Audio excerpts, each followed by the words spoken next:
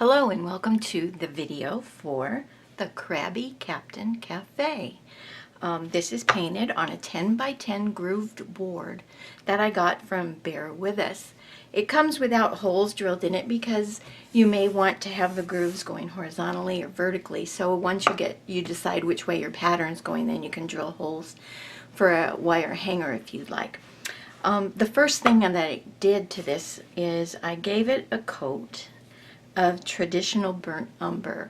If you don't have traditional burnt umber, you can use soft black or darken your burnt umber with a little bit of black, because it's just a little deeper than the normal burnt umber that we use, and we'll probably be using it again later in this video.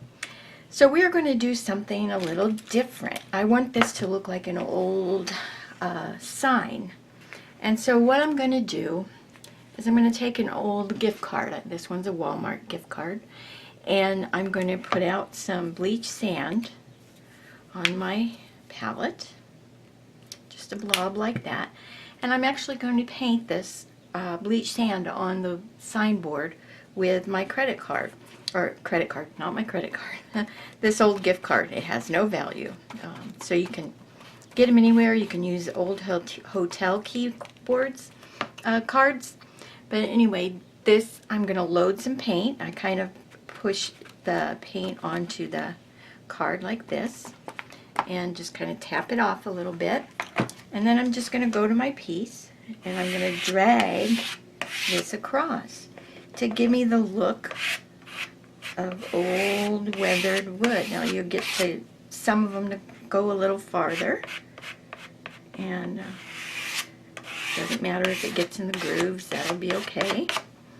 But you'll get the hang of it about the third slat. Doesn't have to be even. We want that traditional burnt umber to show through. And you want it to look like it's had coats of paint that started and stopped. So here, I'm going to get that corner.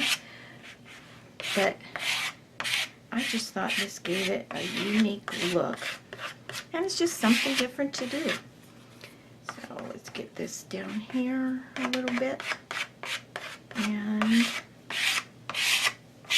we can dry it. I'm going to run these card through the grooves, well, maybe, just to get some paint down in there. And so there you go. We have the look of kind of old weathered wood. So I'm going to dry this now, and I'm going to put the pattern on for the basic shape of my captain. So I will be back.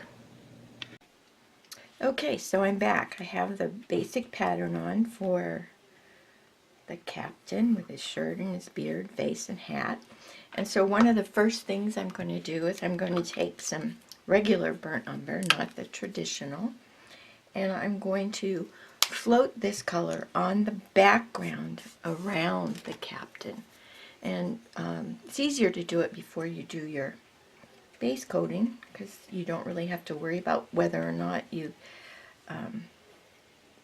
get over the line or not. So I always like to do it before. So I'm just going to do a quick float of burnt umber, and I like to mop my floats out to soften them a little bit so they're not so harsh, especially these background floats. So I'm just going to do that all the way around the pattern that I put on. When I get done with that, what I'm going to do is I'm going to base in the top of his hat and his shirt with warm white, and then paint the stripes on the shirt with country red. So I'm going to finish up this floating with burnt umber around the captain, and then I'll do that base coating and paint in those stripes. And I think that's something you don't need to see me do, so I will come back when those things are done. Okay, back, and as you can see, I based in the top of his hat with warm white. I based his entire shirt with warm white, and then added the stripes with country red. what we're going to do first is we're going to dry brush some highlighting on our red stripes with bright salmon. And I'll show you how I like to dry brush, and then you can either try it that way or you can dry brush the way you like. I'm not a stickler, but I just want to show you how I do it.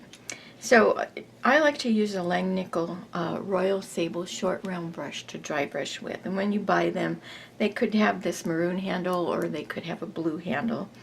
But when you buy them, they come out, they have this longer, kind of more pointy tip. But after you use them for a while, for dry brushing, they start to wear down. And this one is like at the place I really love them for dry brushing. And eventually it will look like this one, which is flat, but that's still a good brush for dry brushing. So I like to do that.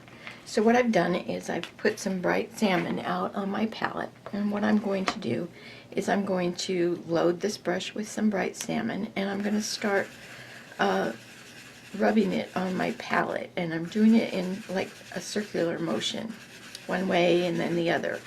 And what I'm doing here is I'm putting the paint through most of the brush, just kind of getting some paint in there. And then I'm going to put my palette back where it belongs, and I'm going to go to my towel. I always paint with a towel underneath my projects, and I'm just going to wipe some of that color out because this is a dry brush. We haven't added any water or anything. So, and then I'm going to go to this part of my hand and kind of rub it around in a circle. And as I hit my hand, I can feel that it's cool. It's not cold, it's cool. And as I rub it around, the brush loses that coolness. And once it's lost that coolness, that's a good indicator that you've taken out enough paint from your brush that you can go to your piece and start dry brushing. So I'm going to dry brush through the center of each of these stripes on his shirt. And the color's not going to show a whole lot, but don't worry, we're going to pick up some lighter color and dry brush again for a brighter highlight. So as you can see, I'm kind of staying in the middle. I'm not going to the outside edges. And on this stripe, it's a pretty wide one, so I'm going back and forth pretty far on that one. Every time if I start to lose paint, then I go back and reload and do it again. On the shoulder, or the sleeve, I'm going to dry brush not so much in the center, but a little right of center.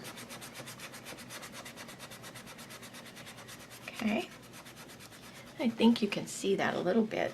Now all I'm going to do is I'm going to go to my palette. I have some warm white out from when I base coated in the shirt. And I'm going to pick up some warm white and I'm going to mush that into my brush. And you see I'm getting a lighter value of that bright salmon. So then the same steps apply. Wipe it out of my brush, go to my hand,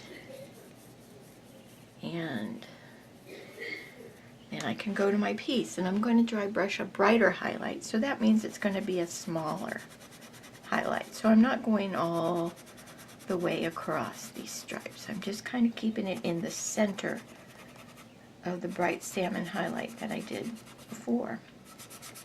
Okay, this one of course is a little wider, but not as wide as the original dry brush. Okay, and here too.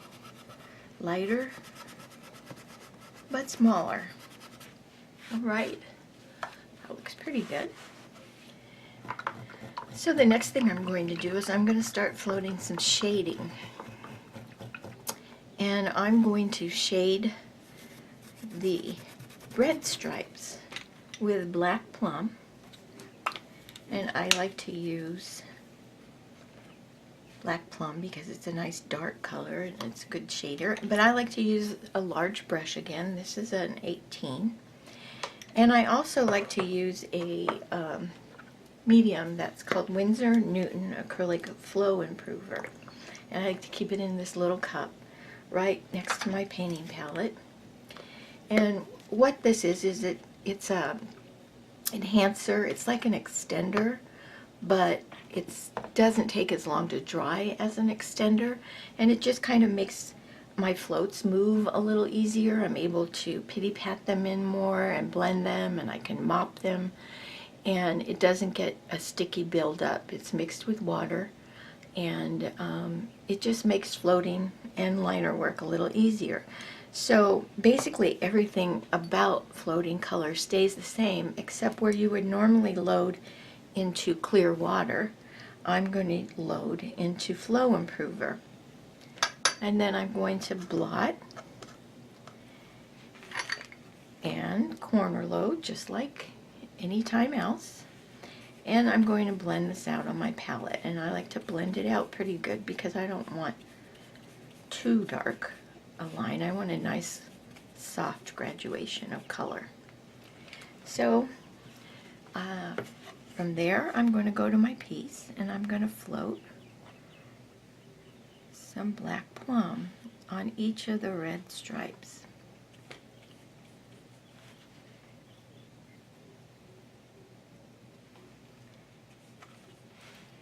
And I'm going to go next to the beard, and I'm also going to go next to the other edge of each stripe. So here next to his sleeve means I'm going to go right here next to the sleeve, and I'm going to come up to this one.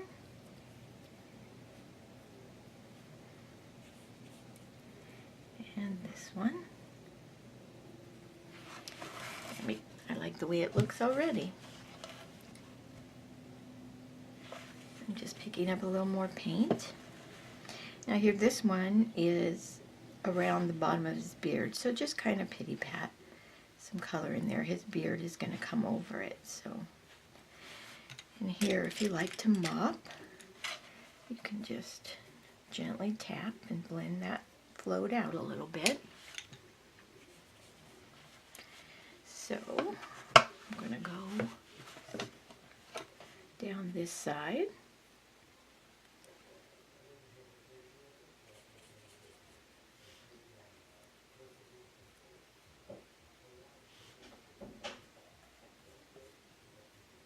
Okay, so the shirt's done. Now let's go do the sleeve, and it's going to get the same thing. Both side edges of the red stripes are going to get floats of black plum.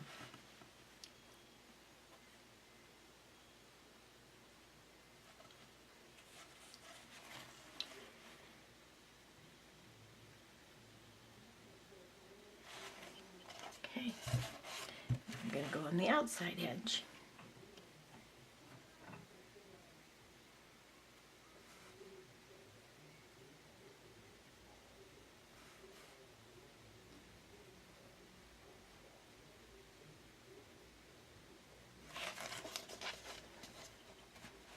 All right, that shirt's looking pretty good. And the next thing we're going to do is we are going to float desert sand on the white stripes.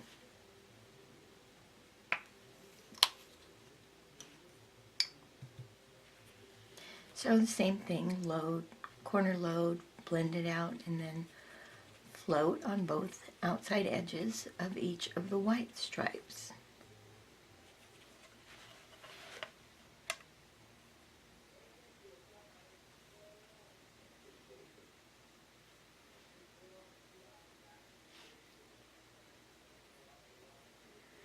All right.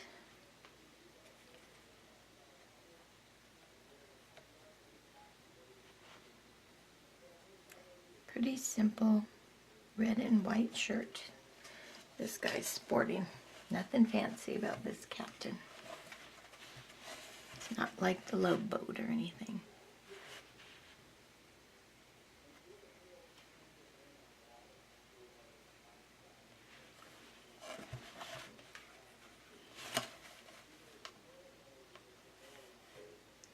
Alright, we're almost done with this shirt.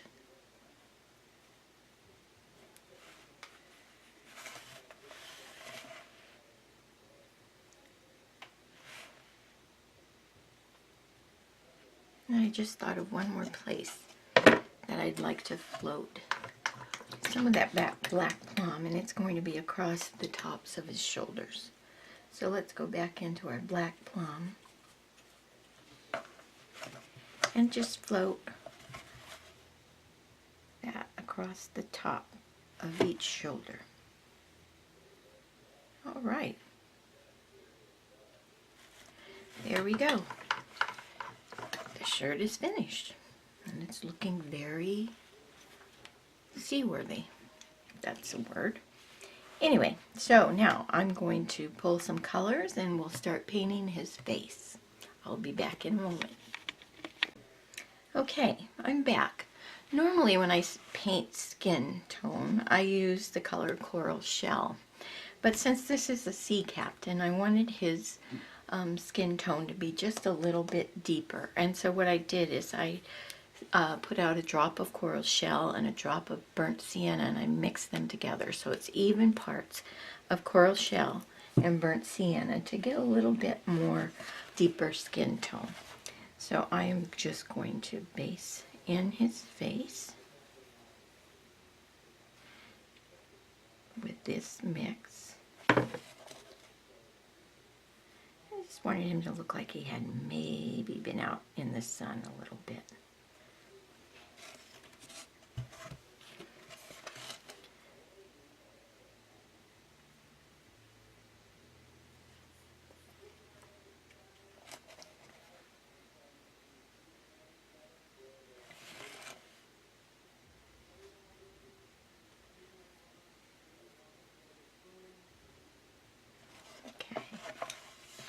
Almost there. As you can see, again, I use a large flat brush, as large as I feel comfortable using in this area. And I rarely use smaller ones. All right, there we go. So we have his face painted. While we let that dry, I'm going to go up and go to this top of his hat. And it's based in warm white, so we obviously can't dry brush much highlighting on it, but we can add some shading. And so I'm going to float some shading into that top of that hat, again with the desert sand, which is the color I used on the white stripes. And all four sides of his hat are going to get this color. So with the flow improver in your brush, you can do all four sides and not have to wait for sides to dry. And as you can see, I like to pity pat my floats in, and I will come in and soften those floats a little bit with my mop brush. I'm going to go do this corner. As I get into the corners or the V areas, I always like to walk that color out just a little bit to round those corners.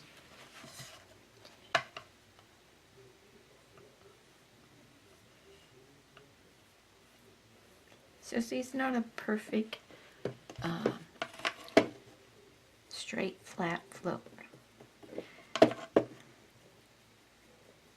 there.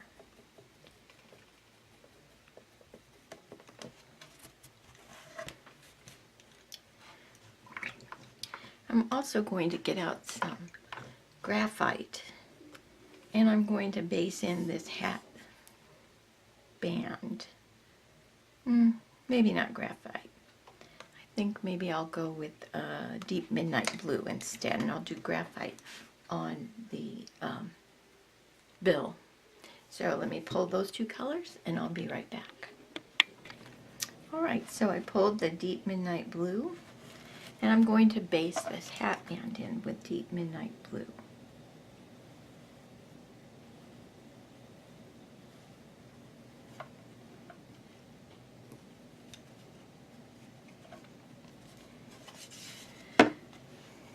And I like to turn my piece around, anything to make it easier.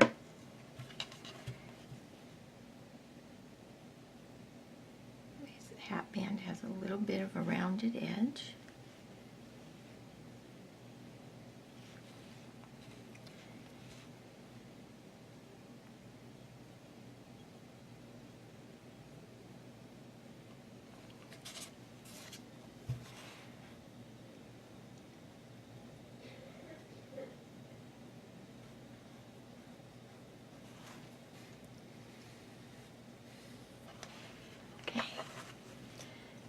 And I'm going to take some graphite and I'm going to paint in the bill of his cap with graphite. By then the face should be dry enough for us to put the pattern on and get to work on it. So we'll base this in graphite, and then I will stop recording while I put the pattern on, and then I'll be back.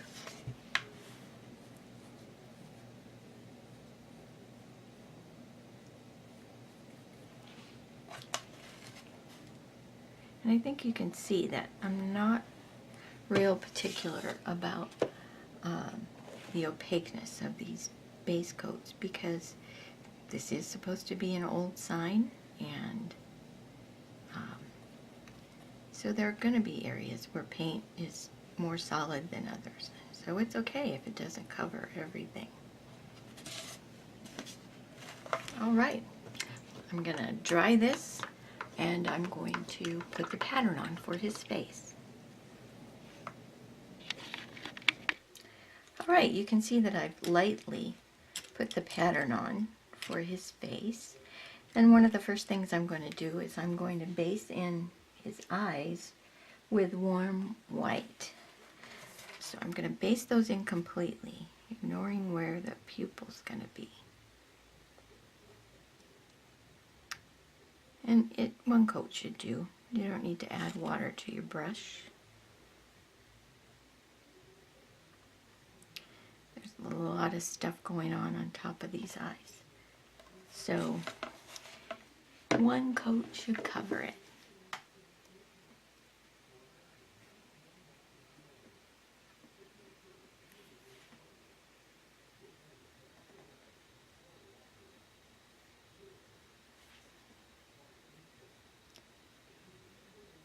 Alright. So 2 white eyes. He looks kind of crabby already. The next thing I'm going to do is I'm going to dry brush some highlighting on his face with warm white. So you already have that out on your palette. So get out your favorite dry brush and use your favorite technique for dry brushing. And let's dry brush some warm white down the center on the bridge of his nose. We're going to go inside his nose, mainly in the top half. We're going to go just a smudge in each of those nostrils.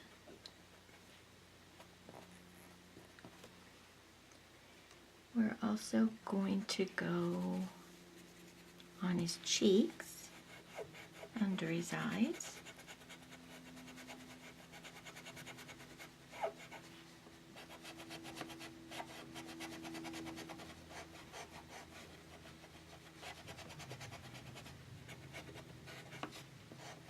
And above his eyes.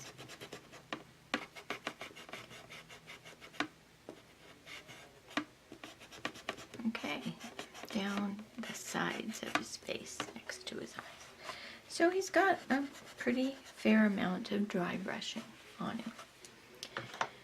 So now what I want to do is I want to float some highlights with warm white also. So I'm going to float some warm white in the top of that center bulbous part of his nose. I'm going to go across here just to define that a little bit more. And I'm going to mop that out, soften it a little bit. I'm also going to float warm white on the top of each nostril, just to make them stand out a little bit.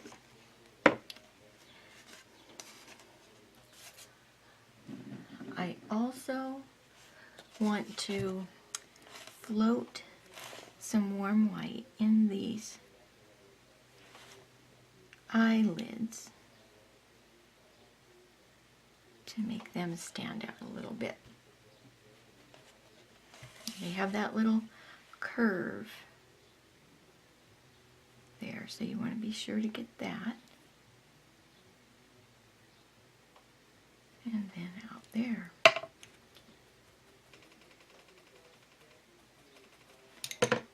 Okay, so he's starting to look a little mean. Now we're going to float shading on him, and I'm going to do that with just straight burnt sienna.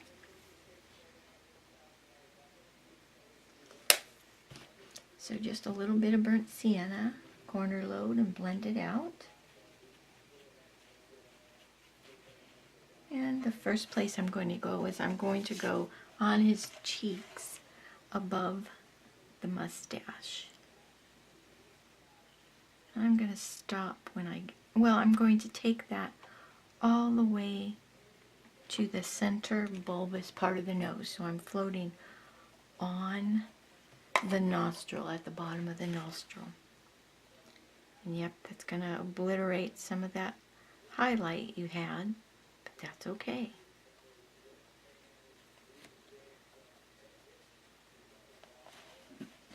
I'm going to also float in the bottom half of the nose.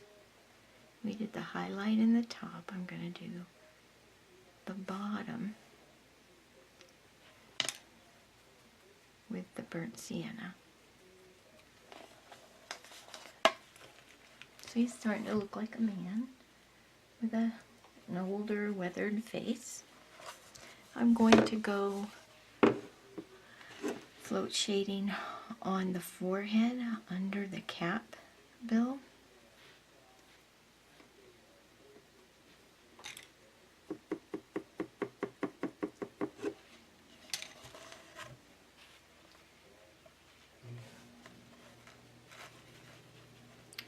I'm going to go on either side of the bridge of the nose and stop at the nose itself.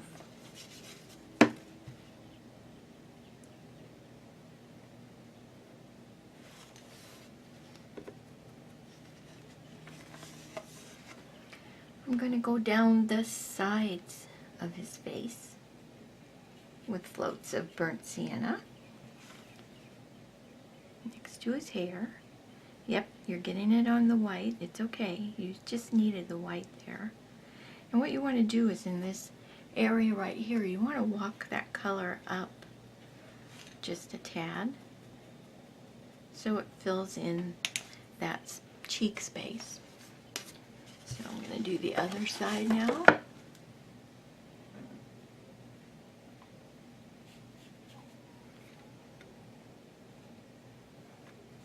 You can always clean up the whites of the eyes. It's just always nice to have an idea of where they are.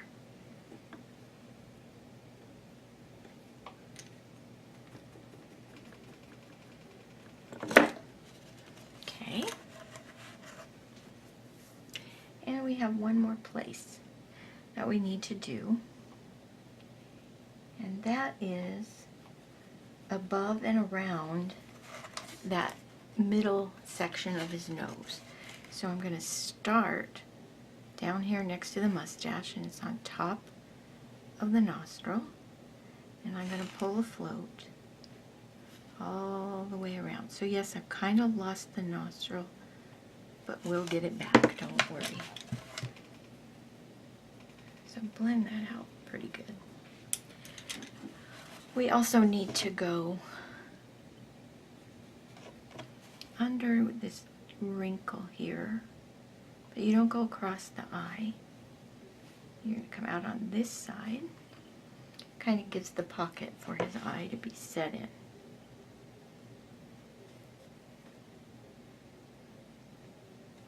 So I tuck some color in there. All right. He's looking pretty good, except for those messy whites of his eyes. And I'm going to go ahead and clean those up.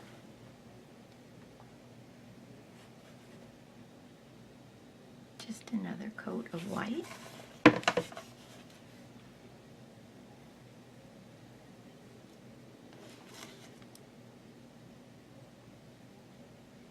Easy peasy.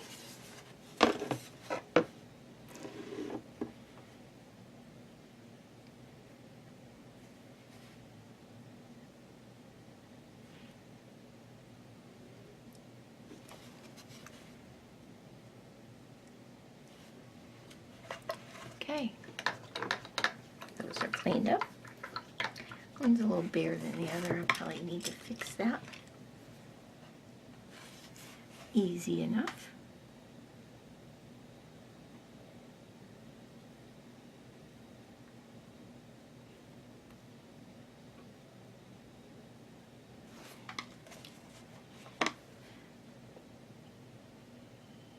One eye is always bigger than the other one.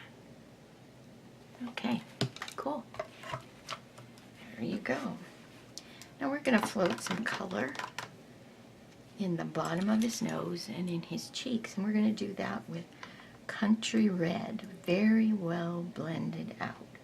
Country Red. You don't want this to be a full-on red float. You want it to more be of like a tint of color, just to red up his face a little bit.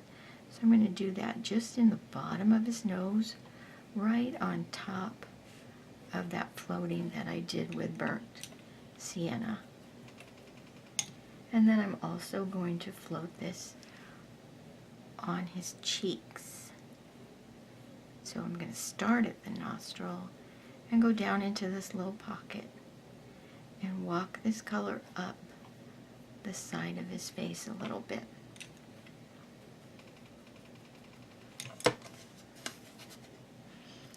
And I'll do the same on the other side.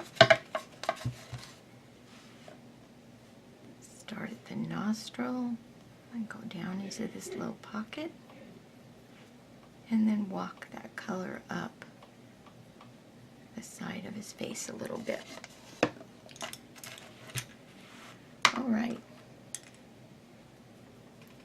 that looks good.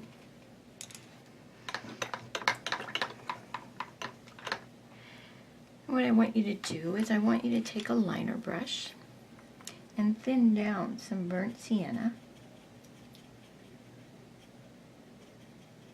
and pick up a little bit of the bright salmon that's on your piece, just to pink up that burnt sienna just a little bit. And what I want you to do now is I want you to very thinly outline that eyelid above his eye so it stands out a little more. And then I want you to add another little wrinkle in there and line the bridge of the nose. So you're going to do that on both sides. So I'm going to outline this eyelid. This is with thinned burnt sienna plus a touch of bright salmon. I'm going to thinly outline the bridge of the nose and stick another little wrinkle in there. I also want to outline the lower edge of the white part of his eyes. We're going to keep that really thin as you possibly can.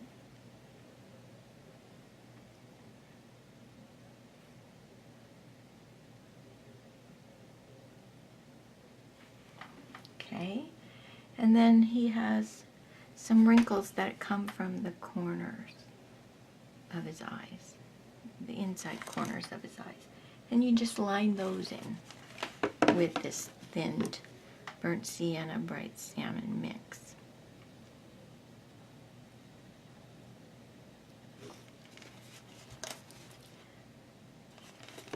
I'm also going to outline his nose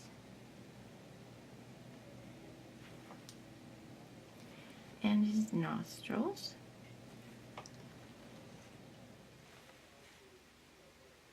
Just where they're on the face for right now.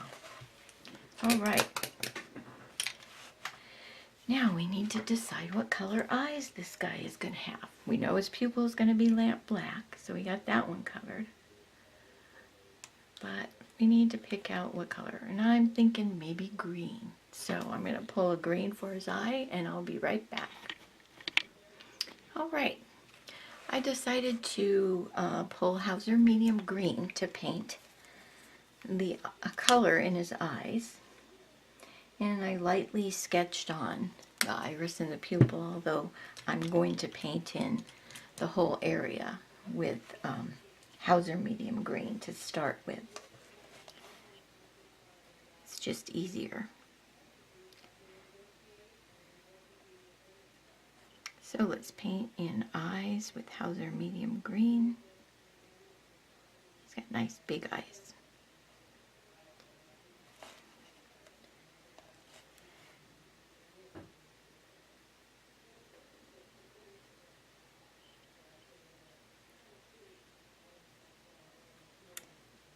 Okay.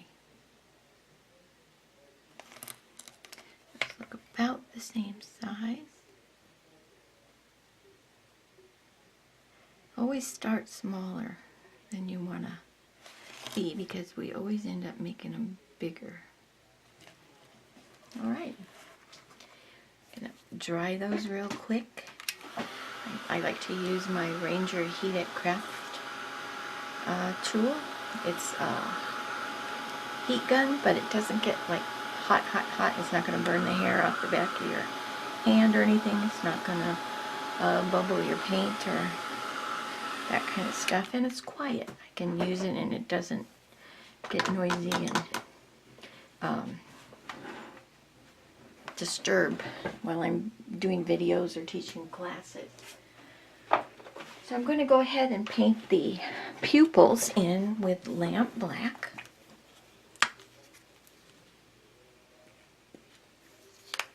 And these are, you know, a good sized pupil. Don't make it too small. And keep in mind that half of the pupil is underneath his eyelid because he's crunching his forehead and his eyelids. So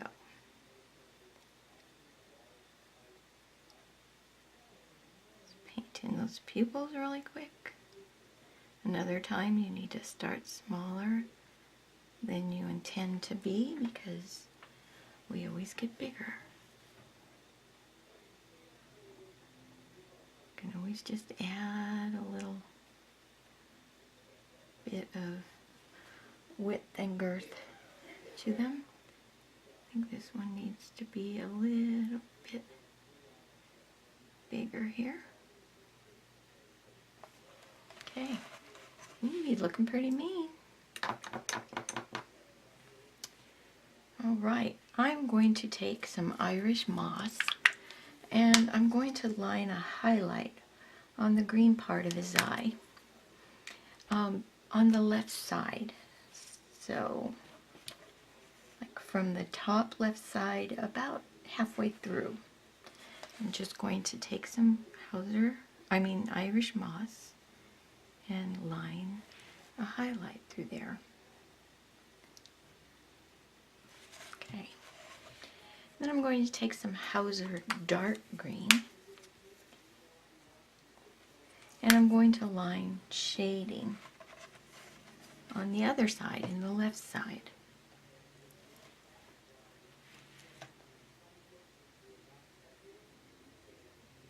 And that meets up with the highlight in the center there.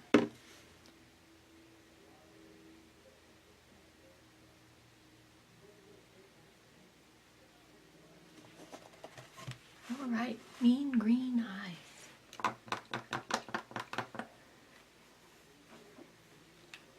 I want that to dry before I do anything else.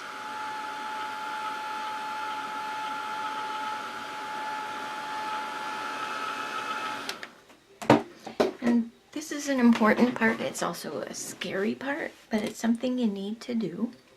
You're going to take your flat brush and you're going to corner load and blend out the tiniest bit of lamp black. And what I'm going to do with that is I'm going to float lamp black in the top of his eye, and that's going to go across the iris, across the pupil, across the whites. And that's just going to sink the eye down into that socket a little bit more. I'm going to put it underneath that eyelid. It's always easier to add darker than it is to get it too dark and try to lighten it up.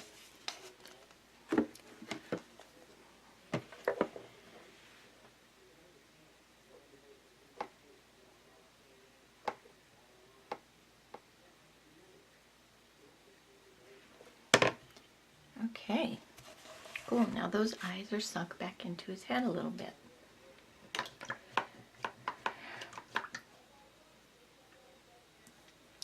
So I'm going to take a liner brush and a little bit of warm white, and I'm going to line just a bit brighter highlight in the highlighted side of the iris. And then what I'm going to do is I'm going to put a dot of a highlight in the black, and I'm going to do a little line that starts inside the black of the eye, but it ends up in the white, so it's just a thick little highlight line like that. Alright, and he needs some of the ever so tiniest little eyelashes. He's not going to have a whole lot, but he needs just a few. So as thinly as you can, start with your liner brush inside the black of the eye and just pull some short, very short, you don't want them to be girly, eyelashes out from the corner of the eye. So I start inside the black and I start pulling just the tiniest bit of eyelashes. Alright, I think that's good. So I'm going to go through and pull some colors for his hair and his mustache and his beard. I also want to put the pattern on for the separations in the beard and the mustache. So I'm going to do that and I'll be back. Alright, so this is going to be a ruddy haired guy. And in order to do his hair, I'm going to be using a number 10 filbert. If you have a number 8, that'll work. A number 6, you're going to have to do a little bit more stroking. But this is a 10 and it seems to work good for me. So the first thing I'm going to do is I'm going to put on the first layer of color on his hair and his beard. I'm going to do the mustache separately by itself. I'm going to take my number 10 filbert and I'm going to load it with some burnt umber, and I'm just going to start by stroking on with the rounded edge tip of the brush to the bottom ends of the hair. I'm just going to start stroking on some strands of hair. These obviously is not going to be correct hair. We're not doing it with a rake brush or a comb. We just want to give the look of a ruddy looking hair. So just start stroking on some hair. A little bit too much paint there, but it'll be okay. And stop at the bill of his cap.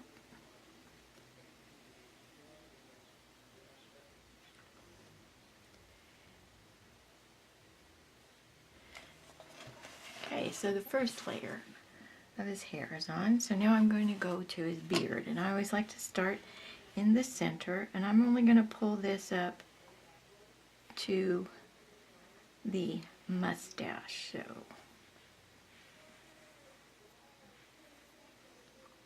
I get into the mustache a little bit and start varying the lengths.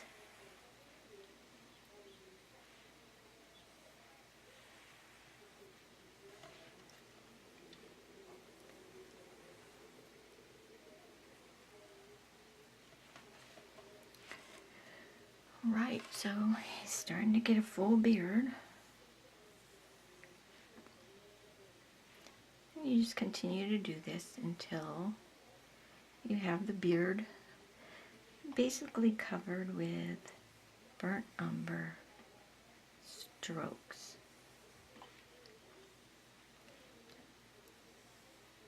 You don't have to make it symmetrical. It can be, each side can be a little different. Okay. So I'm not going to clean my brush. I'm just going to wipe it out. And I'm going to pick up some Heritage Brick, which is more red. And I'm going to start overstroking with Heritage Brick. I'll start on this side because it's drier.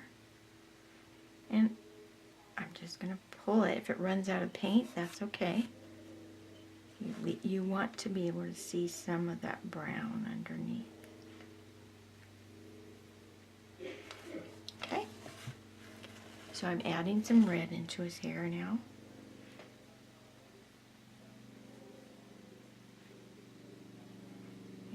And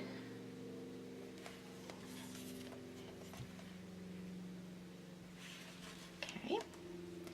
And then down to the beard, I'm going to do the same thing. And the strokes don't have to match up. If you get one a little longer than the original brown one or a little shorter, that's okay.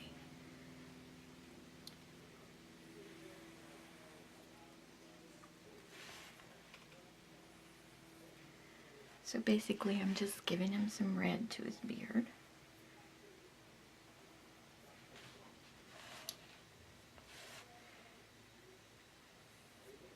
Because if I did a gray beard, he'd just look like a mean Santa. And I didn't want that. I wanted to look like a mean captain.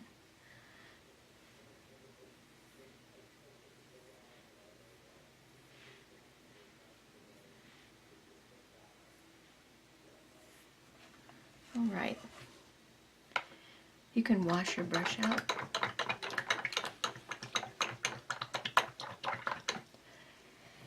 And dry this a little bit.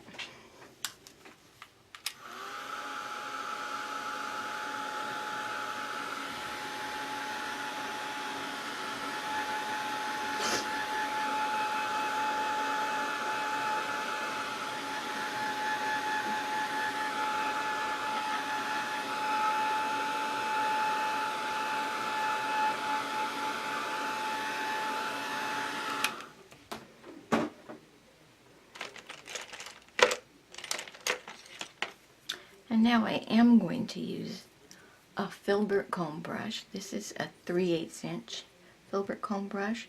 I'm not going to thin the paint down as much as I normally would. When I use a comb brush, I want to have more color in there. And what I'm going to do is I'm going to overstroke again with spiced pink. So I have those darker colors underneath, and I'm going to come up on top with strokes of spice pink using my filbert rake. I think if you're using low Cornell, they're called combs. Don't worry about the hat bill too much. We can go back in and paint it again. Alright, that looks pretty good. And here again we're going to do the same thing with our beard. Again, I'm loading it a little more than with a little bit heavier paint than what I normally would do on a rake brush. So little bits of blobs and streaks are okay.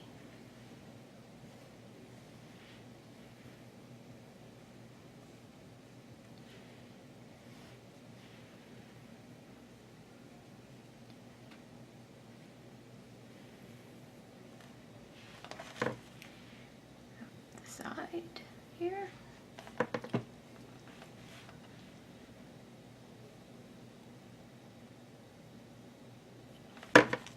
There's no way you can mistake him for a grumpy Santa, not with the orangish reddish hair and beard.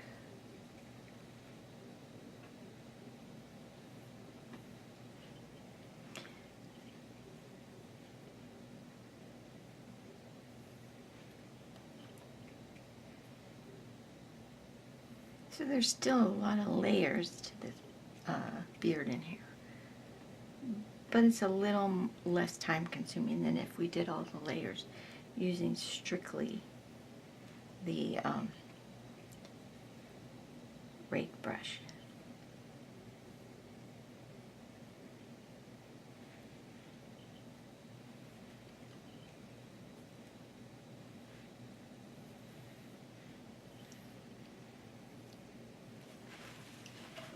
Alright, looks cool. I'm going to pick up a little warm white on my dirty brush just to make a lighter value of Spice Pink, and I'm just going to line some of the tips to make them stand out just a little more.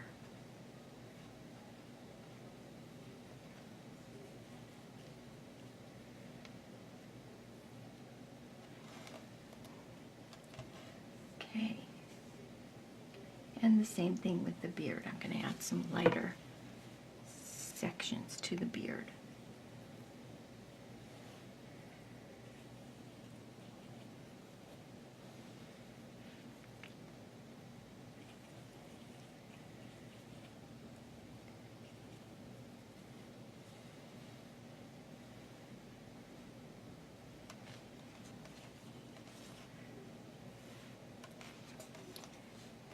Make sure you vary the length a little bit.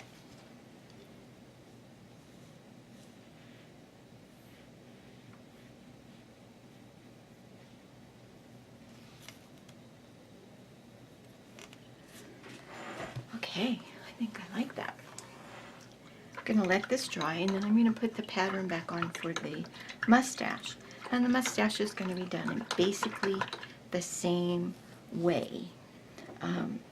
You're going to stroke it on first with the burnt umber, and then stroke on heritage brick, and then with the filbert comb stroke on some spiced pumpkin, and then lighten up the spiced pumpkin with warm white and stroke on the lightest.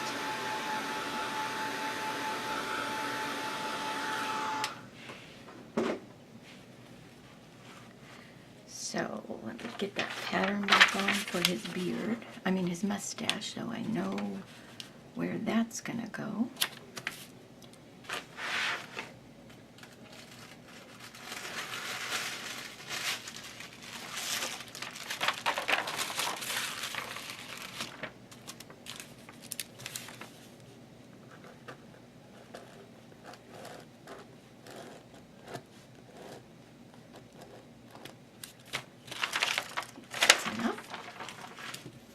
Alright, and his nose, we'll clean that up if you get color on it, so don't worry. First, what I want to do is I want to take a flat brush and I want to float some shading on the hair and the beard with burnt umber. I'm going to do that shading here under the hat, just to tuck it under the hat a little bit. I'm going to do some here and there just to reinforce hair that's behind. So this hair right here is behind. And I also want to go on the beard around the mustache.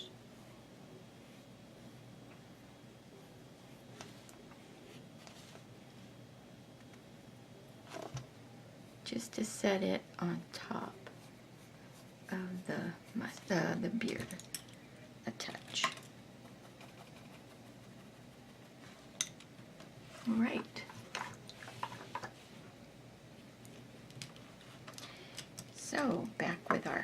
filbert and picking up some burnt umber.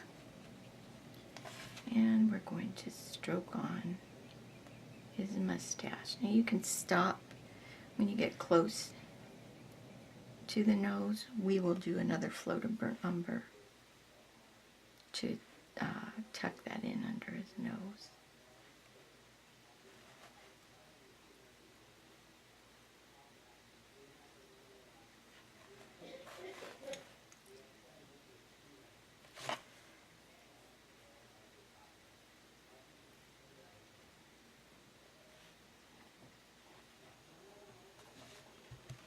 I tucked a little color into that groove that's there too, just so it doesn't stick out as much.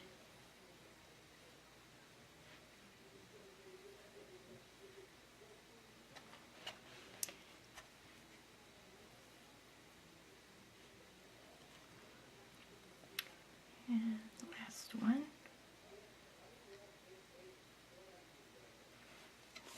Okay. Just wipe your brush out. I want to dry this a little bit because it's a smaller area, so I want it to dry a little bit before I come on with the Heritage Brick.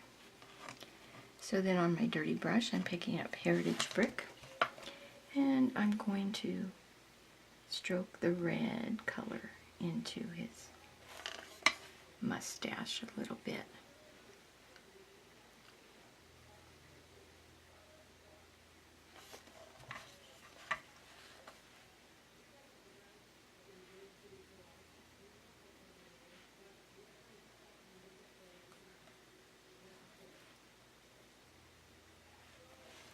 Okay, and wash my brush out.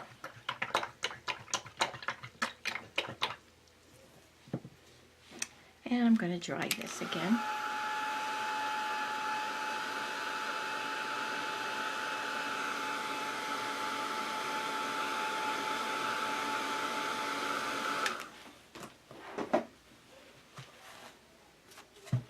And I'm going to take my 3/8 inch filbert and thin down a little spiced pumpkin. And I'm going to start stroking on the orange layers of his nice red beard.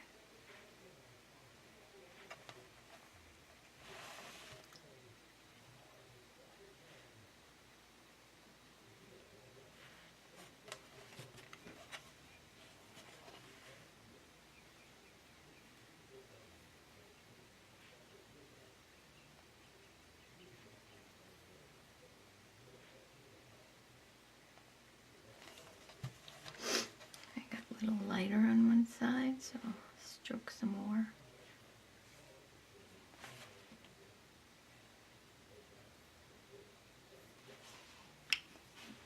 And I'm going to wipe out my brush a little bit. I want this to dry.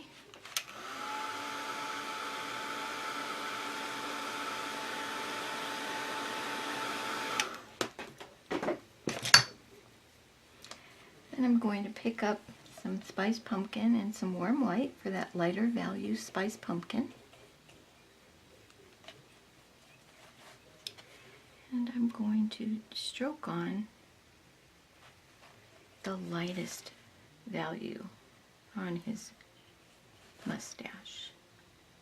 Now this can even be a little bit lighter than his beard got, because it's on top. We want it to show up a little bit more.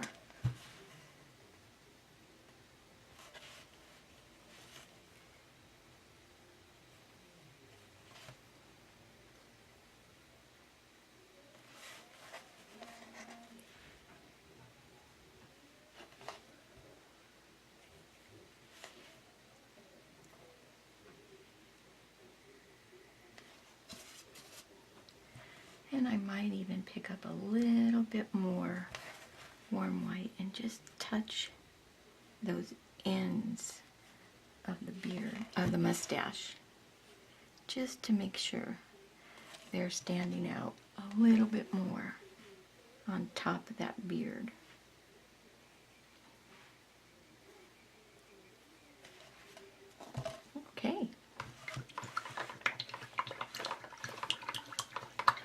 got our Crabby Captain going to work. So let's dry this.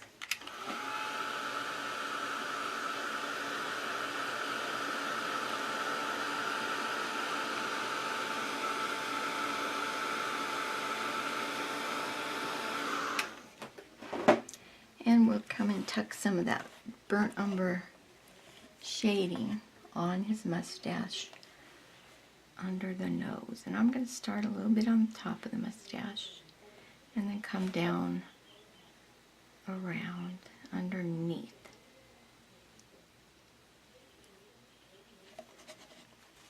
So I deepen that up and it's not floating up under his nose anymore. So one of the last things I want to do is I want to take a regular liner brush.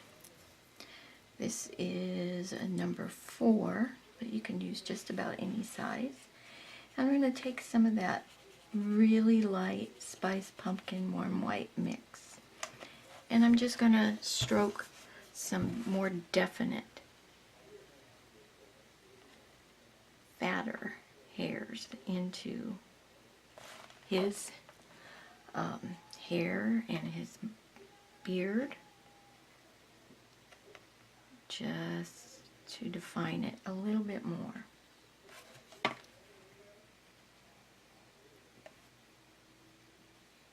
Now these don't have to go all the way up to his hat.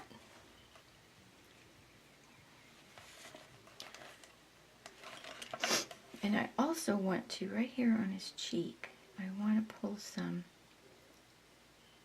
hairs, like his beard is coming out of his cheek a little bit, because otherwise that's just a funky little spot. So it's just like regular men's. Their beards kind of start in their cheeks. So here, let's pull some of these just to define it a little bit more, adds a little bit more interest.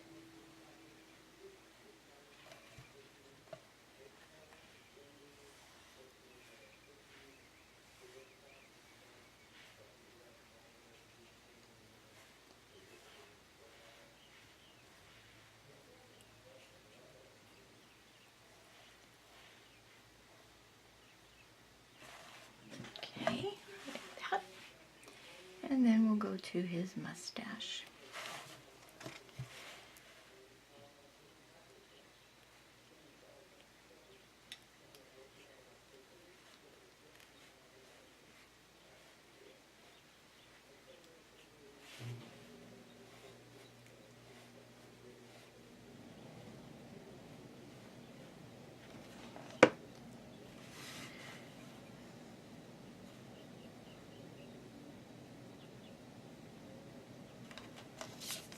Okay, I kind of like our captain.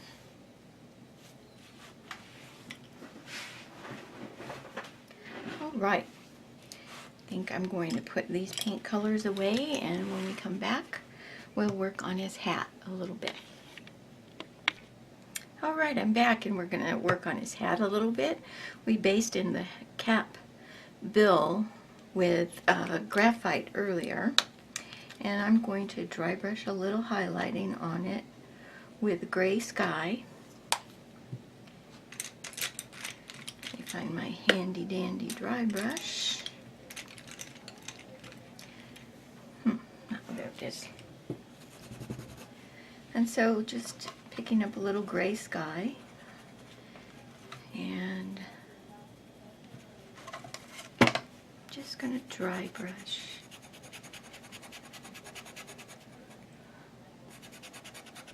Kind of all over, not all the way to the sides with the Gray Sky.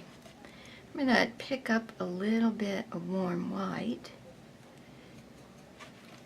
and dry brush just a hair lighter on the left side down towards the center.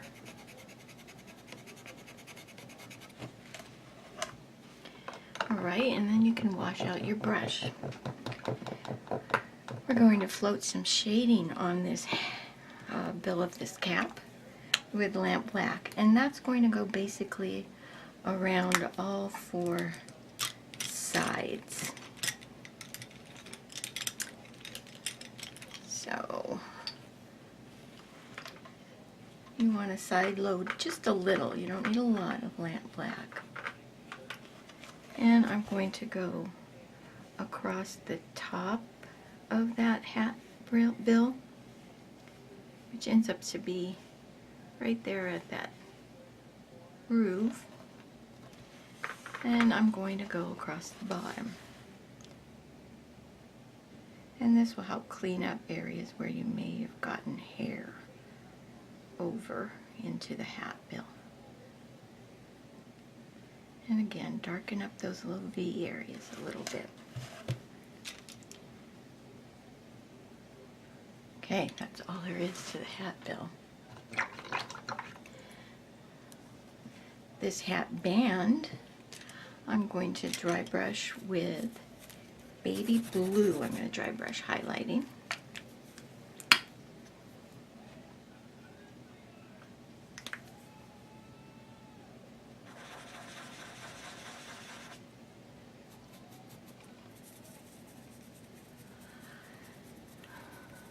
Okay, and I'm going to do that through the center. A little too much. Must have found a wet spot, but it'll be okay. It works. I'm fine with that.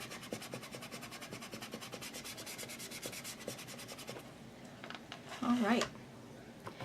Now the next thing I'm going to do is I'm going to take some marigold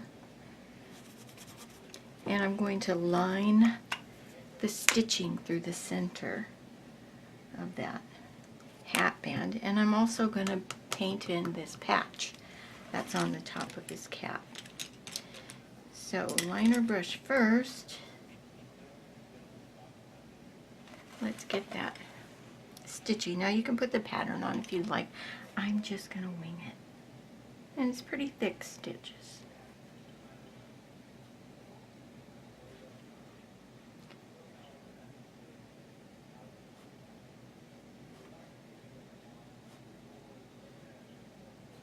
Okay, so there's some stitching, and then I'm also going to go and paint in this medallion on his hat, this patch,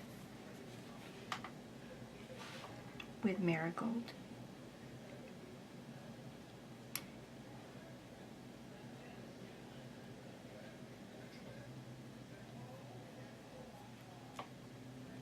Could use a bigger brush than what I'm using. It was just the one I had in my hand and what I had marigold on, so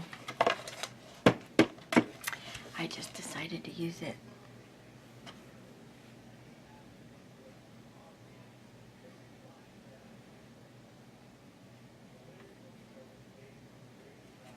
Alright, I'm gonna just wipe out that liner brush and pick up a little warm white so I get a lighter value marigold, and I'm gonna line a highlight through the center of each stitch.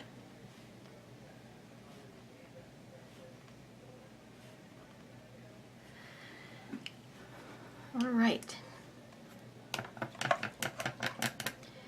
now I'm going to float shading on all four sides of the hat band with Prussian blue.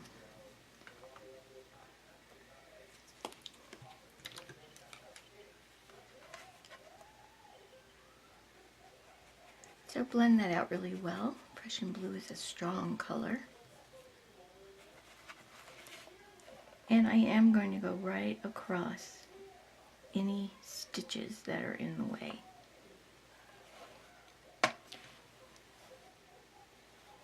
So I'm going to go down both sides, across the top, and across the bottom with Prussian blue.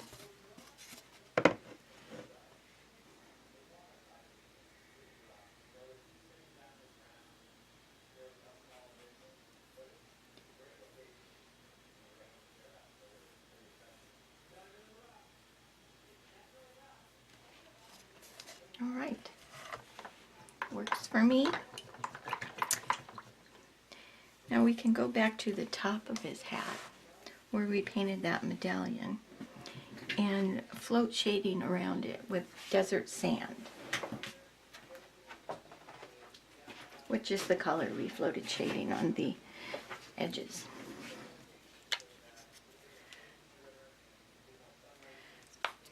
We're almost done with this guy. And then we just have a few other little things to add. So I'm going to go around this medallion with a float of desert sand. Okay.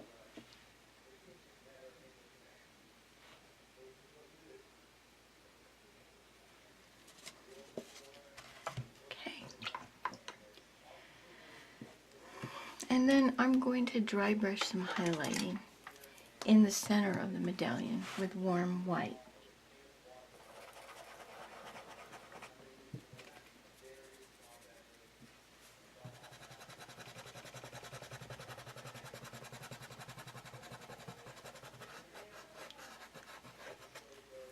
I need that to be a little heavier, so I'll just pick up some more warm white.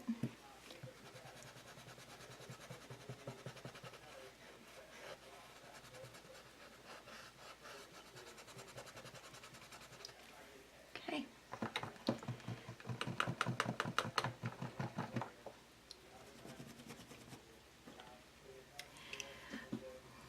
Now I'm also going to deepen the shading on the top of this hat with some soft floats of burnt umber, just because I want it to look a little bit more aged and a little older, and I want it to tie in a little better with the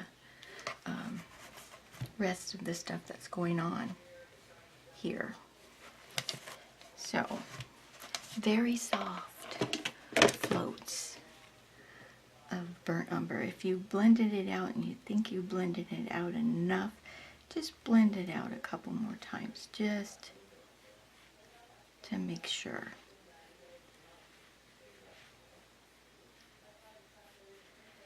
And I walk these pretty far across the hat.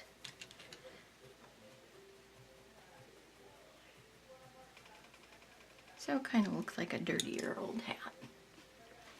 And then you also want to deepen that float around the patch or medallion with burnt umber also.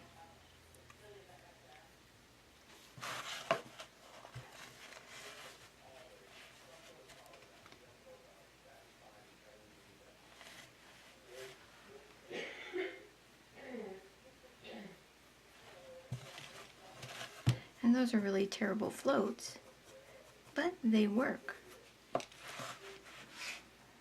because it puts it, it just kind of ages it a little bit. And I can wash out those lines.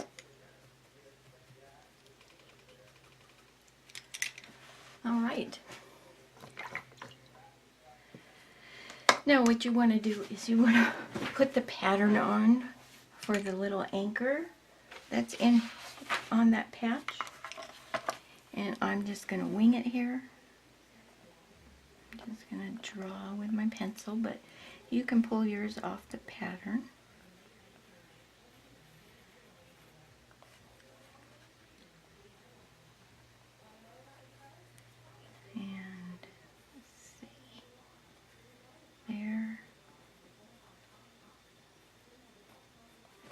Alright, I have a little anchor, and I'm just going to paint that on with a liner brush and lamp black.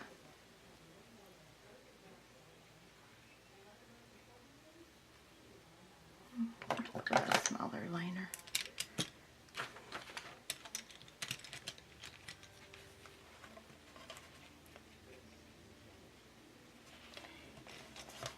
I know I shouldn't complain, but it is a toasty warm day here in Southern California.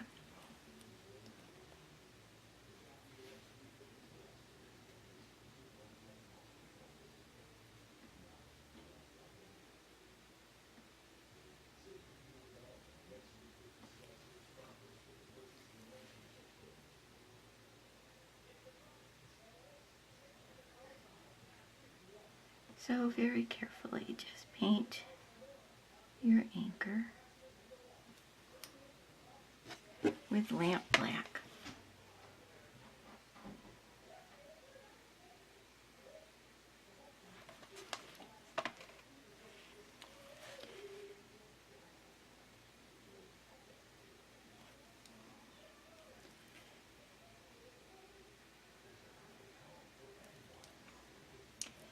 Don't forget the little arrows, points on the end of the anchor.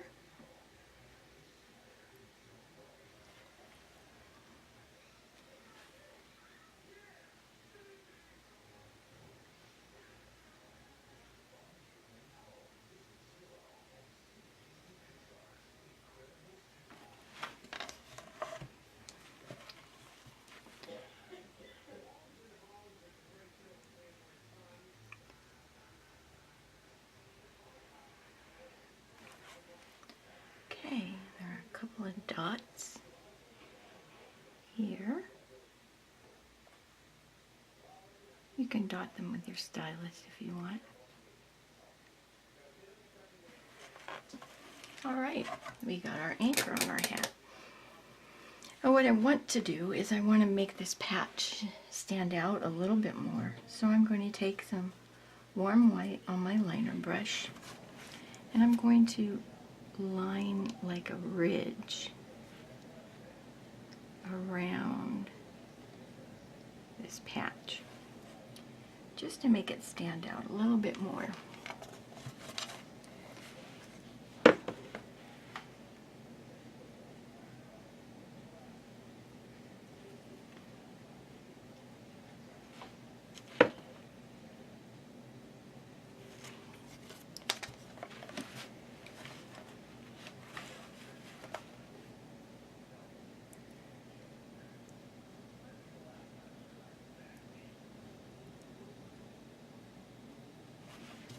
All right.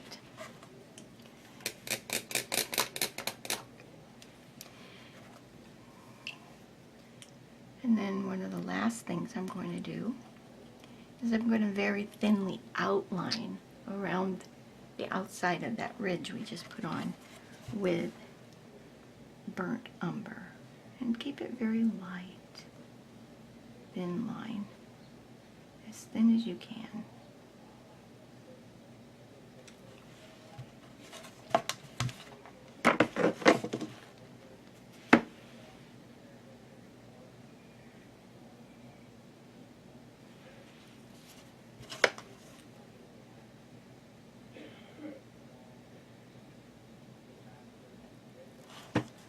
Okay, cool. I do believe our captain is as finished as he's gonna get. Well, maybe one more little thing. Pick up some lamp black and some warm white. Make a light value grade, and let's just do a little bit of highlight on the anchor. Because you know I can't leave anything alone.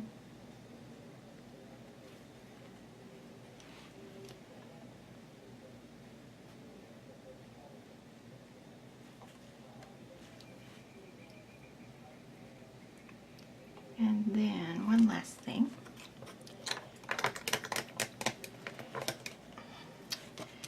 With a liner brush and some thinned burnt umber, I want you to line a shadow to the right of the anchor on the yellow background. Just let my brush roll through some paint. So it's a wash of burnt umber, very thin wash, because this is a shadow. You don't want it to stand out too much. But I'm just going to go right next to the anchor.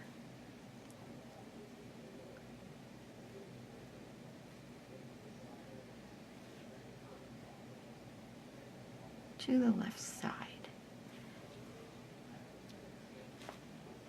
And I think that will finish that up for me. Oh yeah, I like that much better. All right. So, what I want you to do now is, with a little star stencil, I have a little one here. It doesn't matter what size. What I want you to do is I want you to stencil some stars across the top of this board, and you can do that with country red or heritage brick, either one of the reds on your palette. I think I'm going to go with country red. Just to add some interest across the top. These don't have to be opaque. Just stencil a couple of, a line of stars across the top.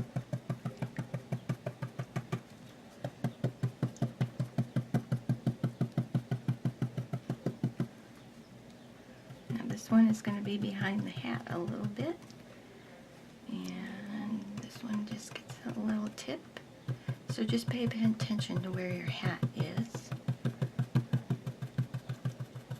Like I said, they don't have to be opaque. They just have to be the look of stars, see? And I'm going to take that all the way across the top of this board. So just to add some interest up there, fill in a little space. And I'm using the brush that I dry brush with. Kind of dabbing and scrubbing color into the star shapes.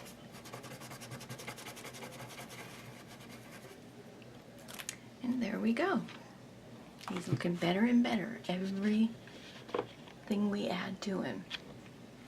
Okay, what you want to do next is you want to make sure you don't have paint on your arm and get it all over your piece.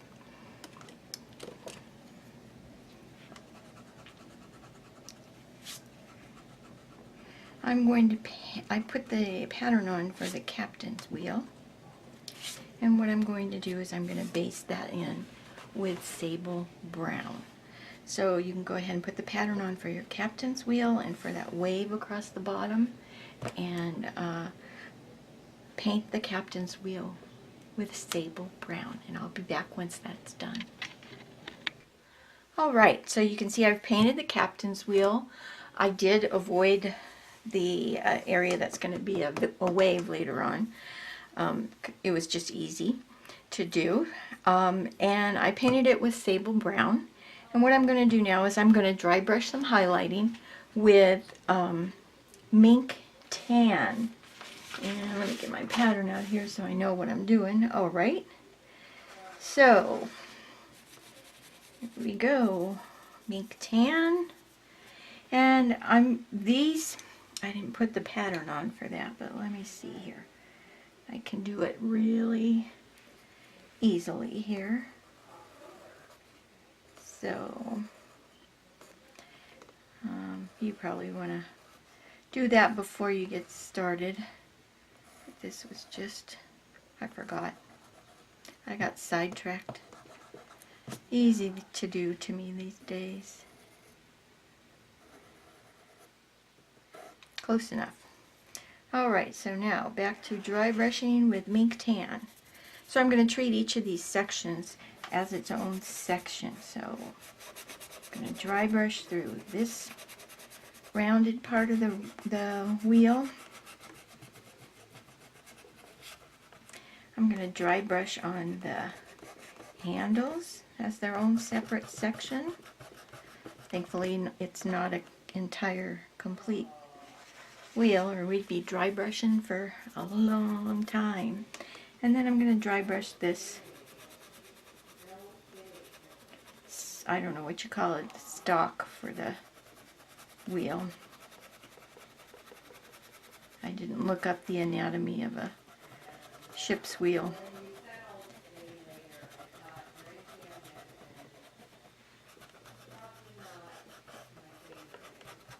Anyway, so there. We got some dry brushing on there. And you can kind of already see the wheel taking shape. So now what we're going to do is we're going to float some shading with burnt umber.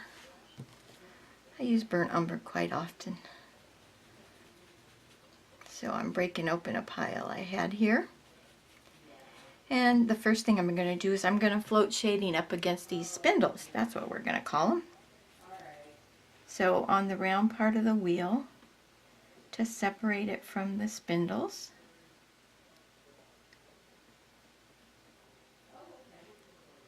okay, and it'll begin to look even more like a ship's wheel as we get along in this part of the thing. So I'm going to turn my guy over so I can come up the other side.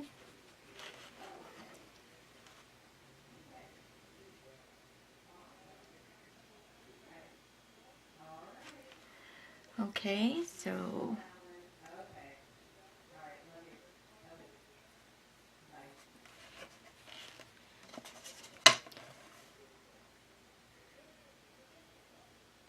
all right. So I've got those done. I'm going to come back and I'm going to float some shading on the spindles next to the little waves. To separate them, set it behind. The little waves are just a border. They're not meant to look like this is in the ocean or anything. It was just another thing to add some interest.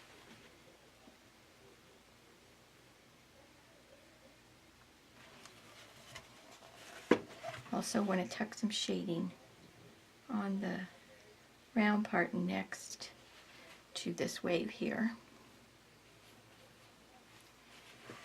And then what I want to do is I want to float to separate these little sections on the spindles. Across here, and then on the ends, the handles.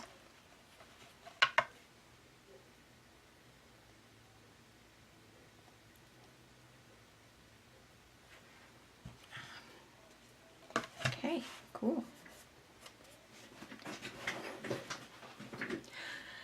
I also want to float this color on the top tips of the spindles. There's only 2 of them, so that won't take too long. Just a couple of little C strokes here.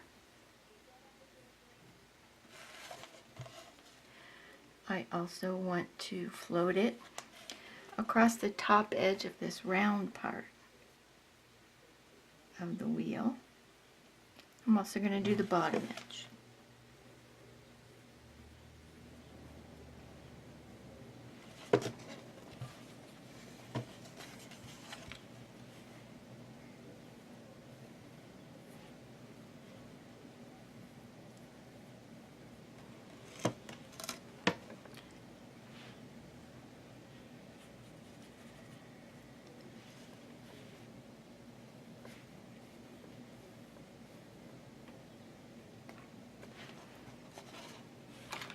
And just so they don't feel left out, the spindles are going to get shading floated down both sides of them. So what I'll do is I'll go down and do one side on each one, and then I'll come back and do the other side.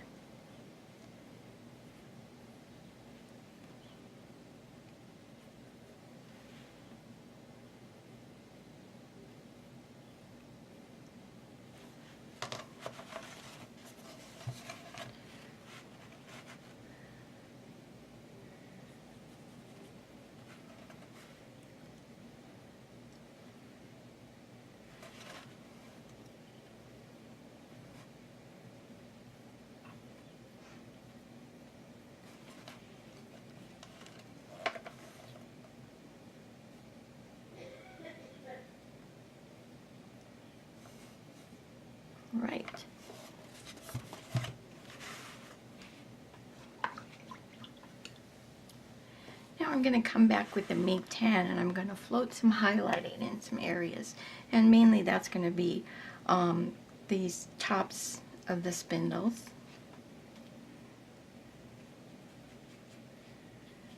To make them stand out a little bit more. So across here and across here. And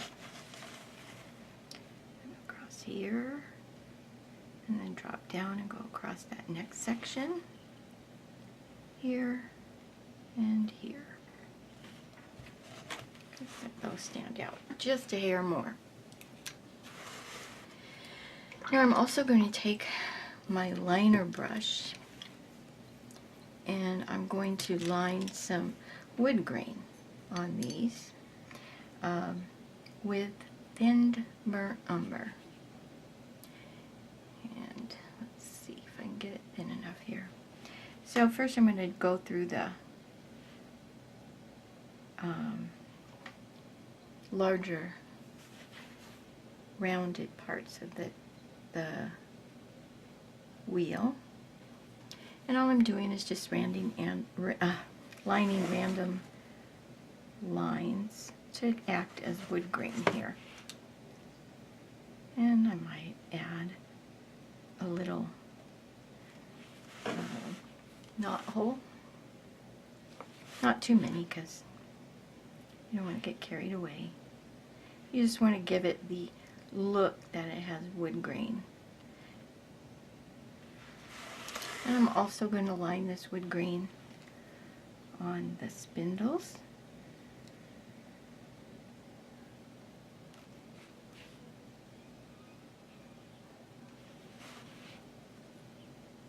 So kind of following the shape of the spindle. And on these, this one I'm going to go this way.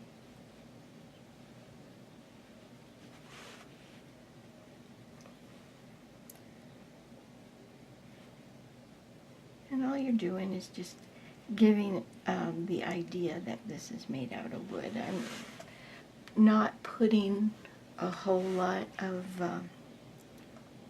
real effort into this because it's not, they just need to have the idea that it's made out of wood. Okay, and then the same manner, I'm going to take some thinned Mink Tan and do the same thing, line some wood grain here and there.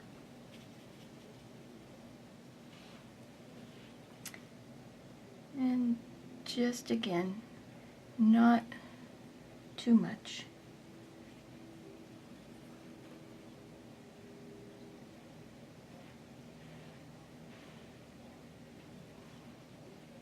Just enough to give it that look.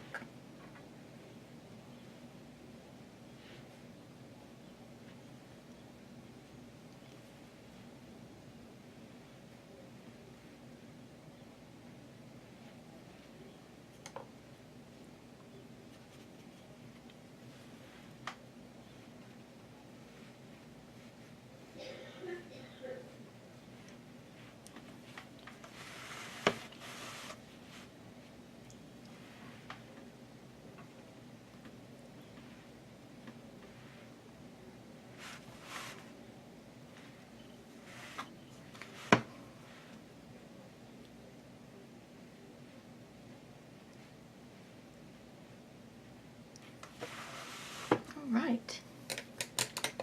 Looks pretty good to me. It'll do. I'm going to take some soft black and I'm going to deepen the shading on the round part of the wheel next to the spindles. Just to drop the wheel back a little farther off the spindles.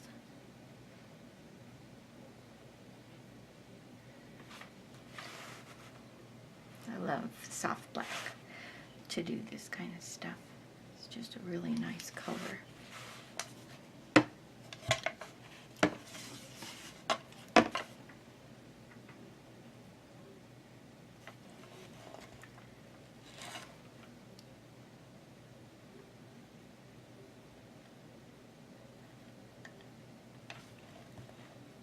All right.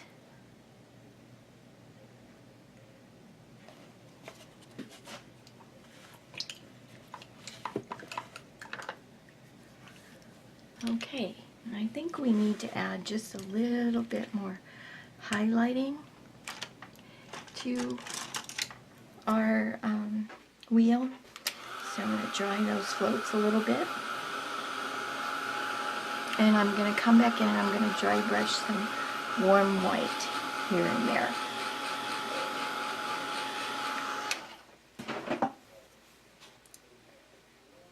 So I'm cracking open my warm white. And I'm just going to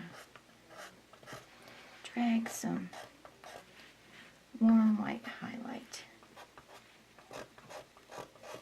on the spindles and through the center of the wheel. And let's see if that doesn't help it a little bit. I think it does. All right.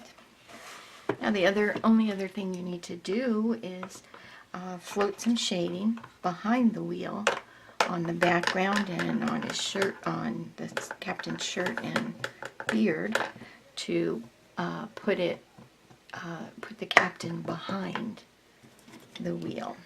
So very soft floats of burnt umber will do that for us. So what I'm going to do is I'm going to float on the background next to the wheel.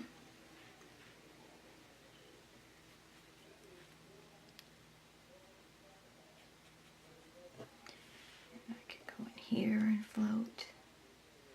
That area basically gets filled up. I'm going to go around the handle on the background. And I'm not being real careful. If it gets on the wheel, that's okay. I'm going to go around the handle, and it's even going to go on his shirt. So don't avoid the shirt. To go on there, little there. Come down this side.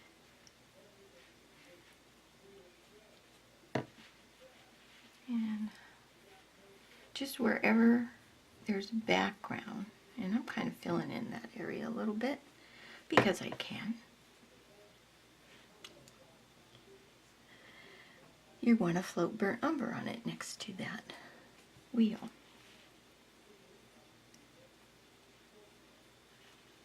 I'll go ahead and float around this wave too while I'm at it.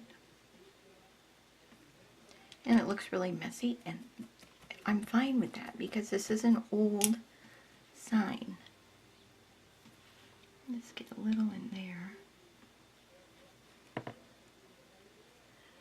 Okay, I think I'm getting close to finished here. Let's go across here and up the side of the spindle, out onto his hair, his beard I mean, not his hair. Just to put it in front of his beard. All right, there we go. We've got the captain's wheel done. We're going to go ahead and paint in the wave at the bottom, and I'm going to paint that in with baby blue. So I'm going to do that and come back. We'll do some highlighting and shading on that, and then we can move on to the lettering. Okay, so I have the wave border painted across the bottom, and what I'm going to do next is I'm going to dry brush on these waves with some warm white. You probably guessed that already. And basically I'm just going to dry brush in all the areas. Just not all the way to the edge.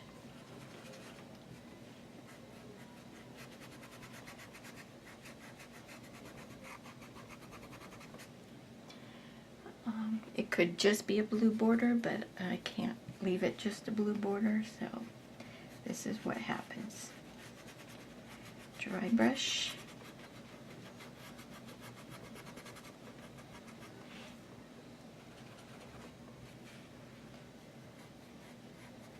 And if it's heavier in spots, it's okay. And I'm not just saying that because I got it heavier in spots. I'm saying it because it really is okay. It's the waves. Obviously not realistic ones. But they serve the purpose I need them to serve here.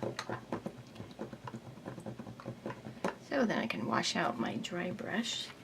And I'm going to come back with a liner brush. No, maybe a round. Let's see what size round I have. Okay, I'm going to use a number 8 round. And I'm going to load it with warm white. And what I want to do is I want to load the brush with warm white, but then I want to wipe a lot of the warm white out so it's not so wet. And what I'm going to do is I'm going to come along and stroke some warm white on the tops of these waves.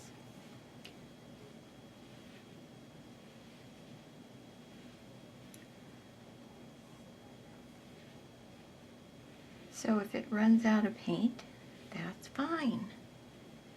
That's kind of what you want.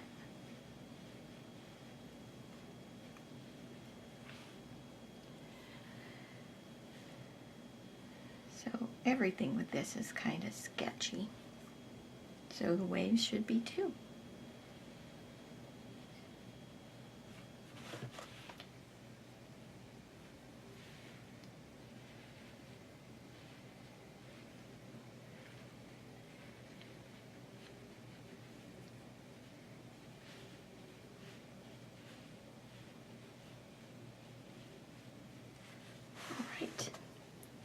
I like that. And then what I'm going to do is I'm going to come and float deep midnight blue on the inside edge of each wave and across the bottom and the sides. So deep midnight blue. You want to blend it out really well. You don't want to like a heavy float. So I'm going to go down the sides first. And I'm going to turn this over so I can get it in the picture more. I'm going to go up this side. And then I'm going to go across the bottom.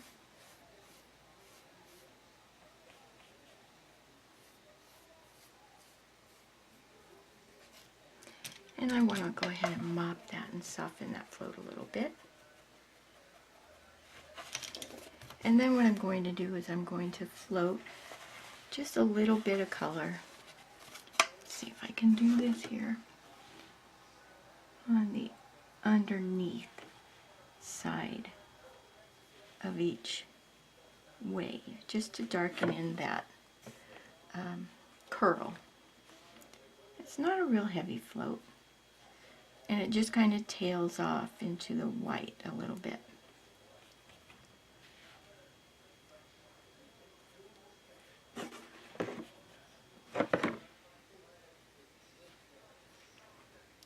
So nothing is perfect, okay?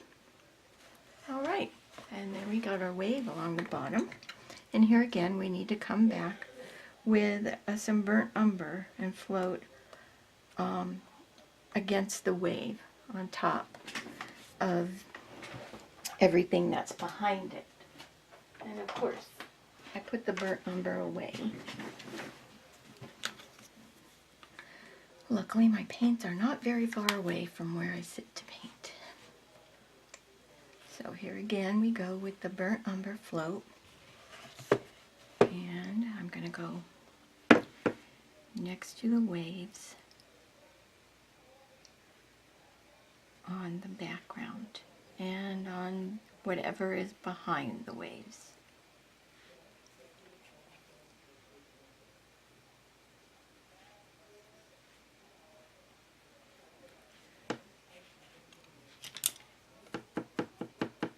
Okay, and that kind of makes it look antique-y too by putting this behind the waves. And we're going to do a little more aging and stuff as we get towards the end of this piece. You'd have to think we must be close to the end, but not just yet.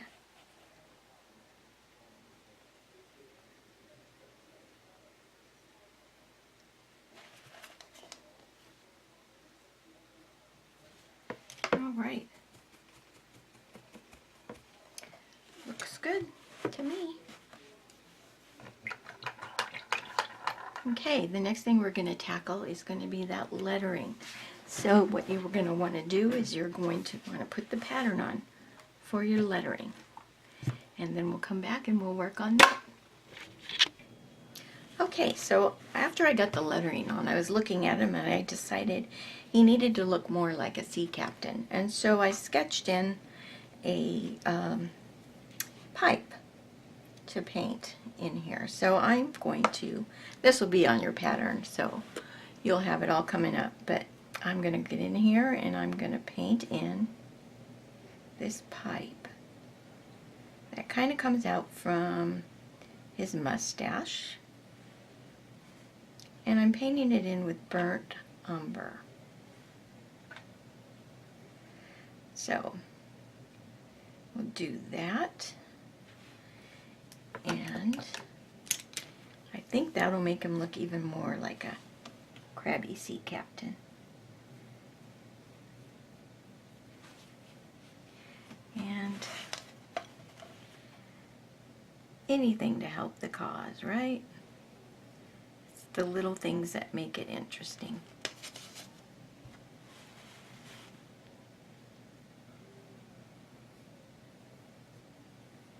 So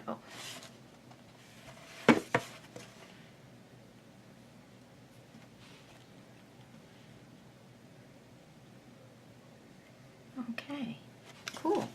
We have a little pipe painted in, and again, it doesn't have to be opaque because we're going to put a lot of stuff on top of it. So while we let that pipe dry, I'm going to start lettering. I'm going to use my #1 liner, and I'm going to use soft black. And the way I like to do lettering is I like to use a liner brush, and what I do is I load the brush with paint and I kind of flatten it out so I think you can see it has a square tip there. There you go. You can kind of see that. I've flattened it out so it's square. And then what I'm going to do is just letter by letter do this lettering. And by having it flattened out and square tipped, I can get thicker when I need it, and I can come up on the tip when I need it to be thinner. So what I'm likely going to do is not talk, but just fast forward through this lettering. Okay? So enjoy the speedy lettering.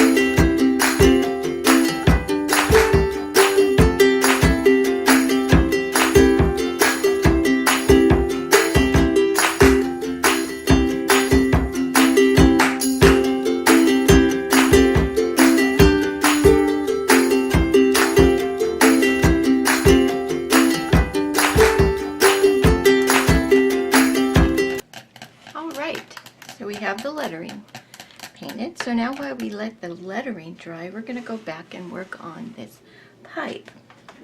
So I want to dry brush some highlighting to round it out a little bit. And I'm going to do that with Marigold, which is a color we already used on the hat. So we might as well bring a little touch of Marigold in here. And let's see, there we go. So I'm going to dry brush down the pipe stem and on the bowl with some Marigold.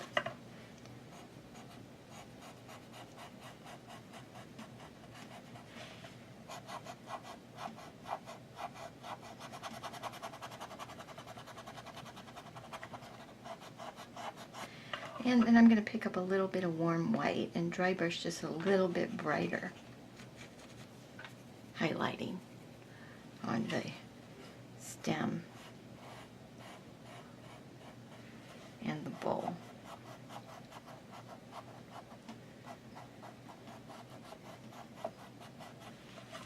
Okay, cool.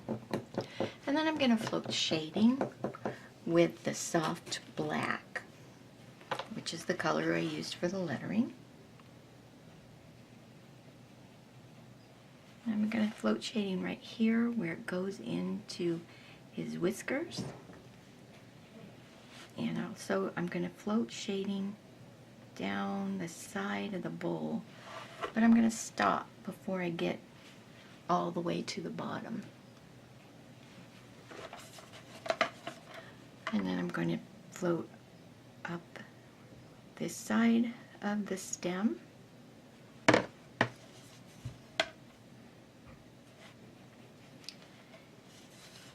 going to float up the top side of the stem. And I'm going to float down the opposite side and bring that float around the bottom.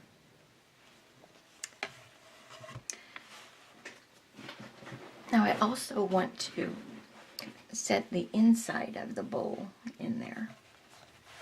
Let me kind of fix this a little bit.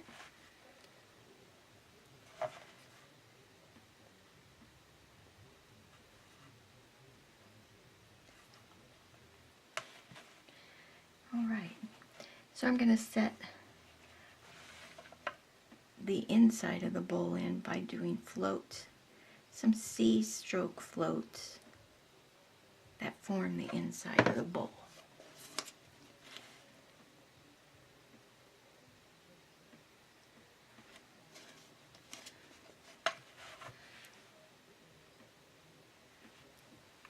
So basically the inside of the pipe gets filled up with soft black.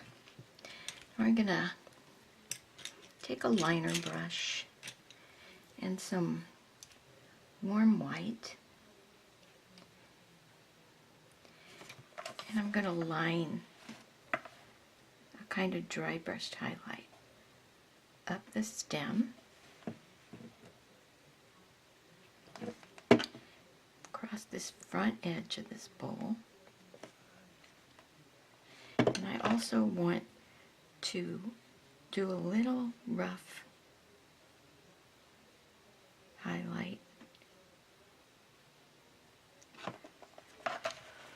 around the top of the bowl. So this means we have to come back with burnt umber and float shading around that pipe where it's on top of the beard and the mustache. So I'm just going to do a quick float of burnt umber on the mustache, under the beard, where the pipe is on top.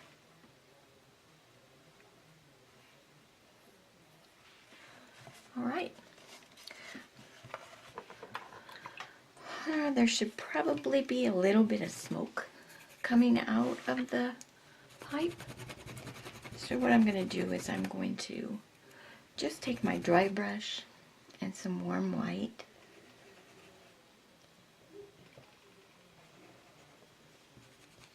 and just very lightly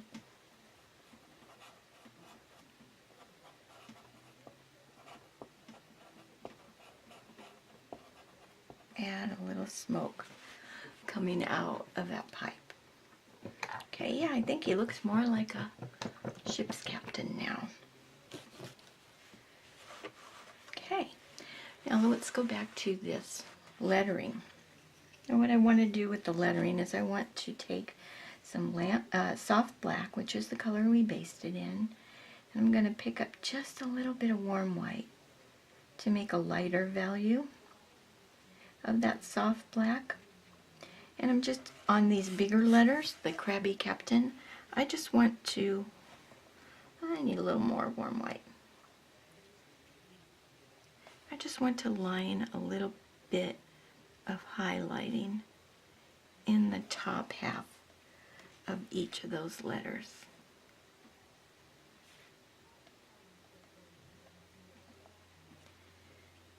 So it's kind of like you're painting them over again. But it'll be faster this time.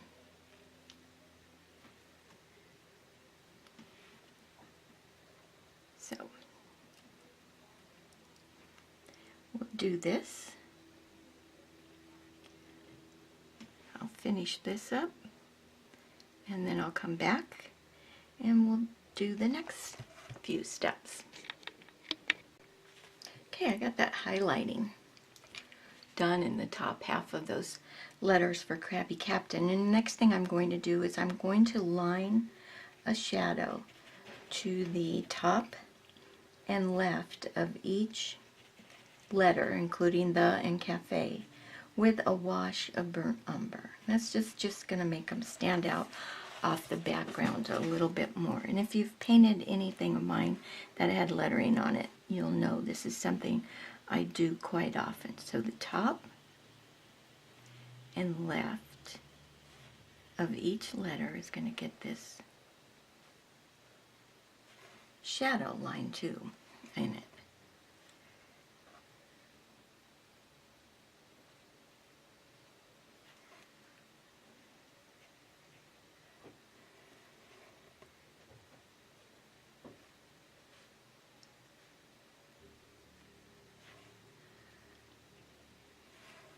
And after a while it gets pretty easy to figure out where you're supposed to be doing it.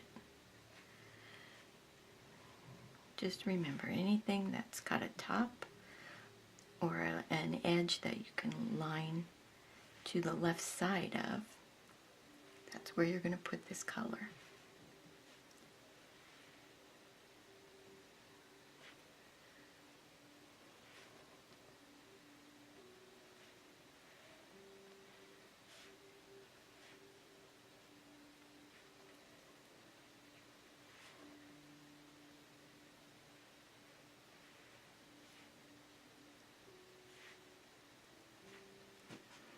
And I just think it kind of finishes off the lettering a little bit. And you don't have to do this if you don't want to or if you don't like it. It's okay. I totally understand.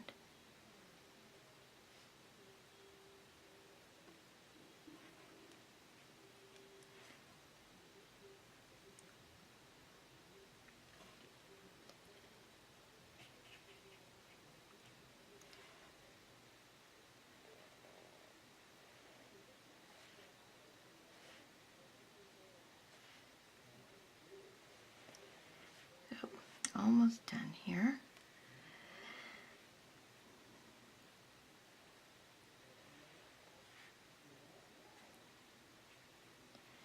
Just keep adding shadows.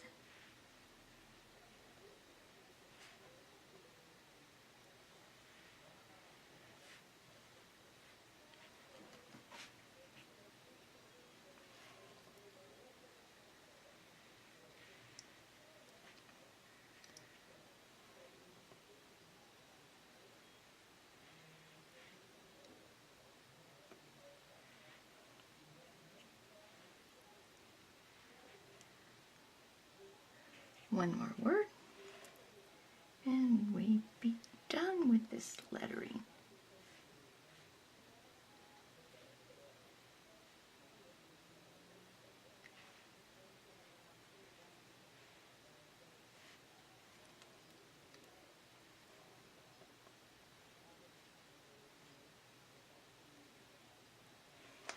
All right, cool.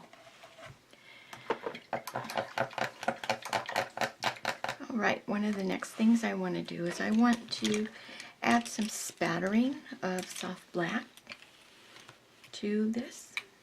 And I'm the old school spatterer. I like to take a flat brush, water down the paint. And then I like to take another brush and just kind of hit the handles together.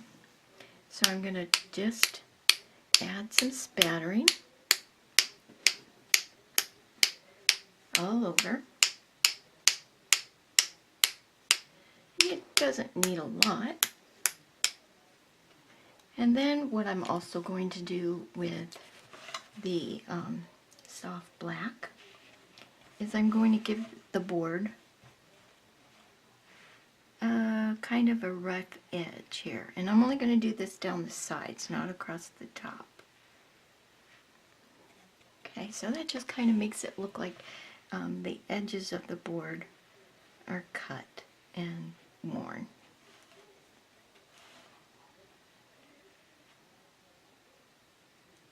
So I'm just using a flat brush that I kind of side loaded and just going down over everything that I painted. Just kind of finish this edge off a little bit and come up the other side.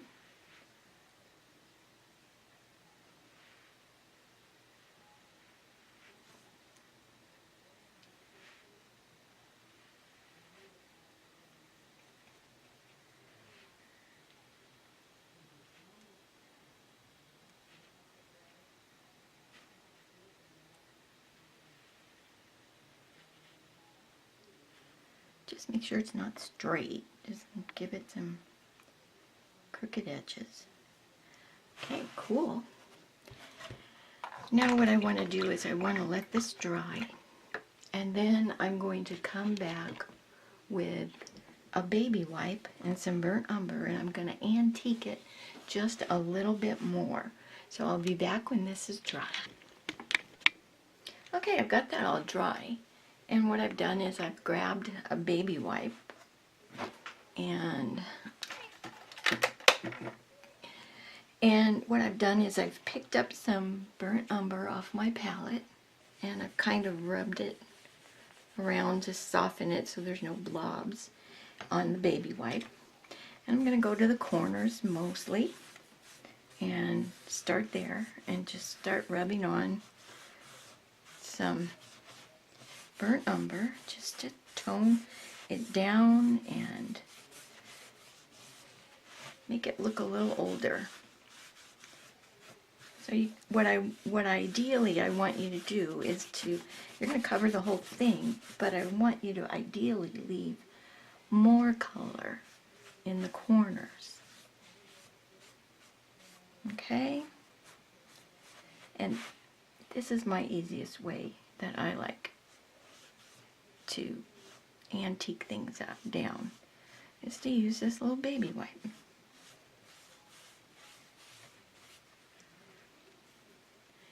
And